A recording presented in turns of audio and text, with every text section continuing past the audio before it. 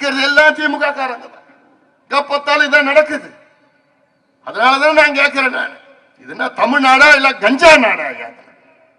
காவல்துறைக்கு நீங்க சுதந்திரமா செயல்பட விட்டா மிக சிறந்த முறையில் செயல்படுவாங்க. ஆனா சுதந்திரம் இல்ல காவல்துறைக்கு.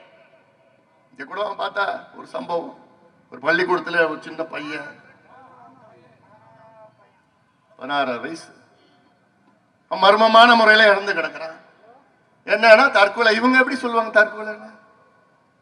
அதற்கு விசாரணை நடத்தணும், தீவிரமான விசாரணை நடத்தணும். இல்லைன்னா நாங்க மிகப்பெரிய அளவில் போராட்டம் பண்ணுவோம். இதெல்லாம் ஒரு சம்பவம் கிடையாது. பள்ளி கல்வித்துறை அமைச்சர் அவர் தொகுதியில ஒரு 5 நாளுக்கு முன்னாடி ஒரு பையன் மர்மமான முறையில் இறந்து கிடக்கிறான். அதுவும் தற்கொலை. இவங்களே சொல்லிக்கிறது தற்கொலை. விசாரணை எல்லாம் கிடையாது. இப்படி அடுக்கடுக்கா சம்பவங்கள் வந்துட்டு இருக்குது. அதனாலதான் நான் கேட்கிறேன், நான் முடிவெடுங்கள், முடிவெடுங்கள்.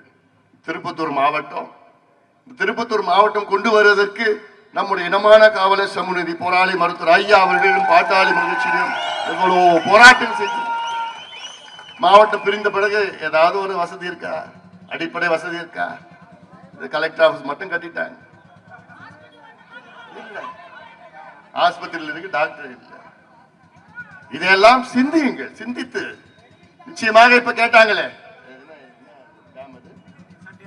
செட்டேரி டேம் பக்கத்துல இருக்கு. கிருஷ்ணகிரி டேம்ல இருந்து ஒரு 27 கிலோமீட்டர் ஒரு கால்வாய் மூலமா அந்த தென்பண்ணை பாத்தீங்கன்னா வருஷத்துல 3-4 முறை வெள்ள அபாயம், வெள்ளப்பெருக்கு, தண்ணி வந்து கடல்ல போயிட்டு இருக்குது. அதுல ஒரு 27 கிலோமீட்டர் ஒரு கால்வாய் வச்சு செட்டேரியில போட்டா 200 கிராமம் செழிக்கும், குடிநீர் பெருகும், நிலத்தடி நீர் உயரும். இந்த அடிப்படை குடும்பம் உங்களால பண்ண முடியாதுயா.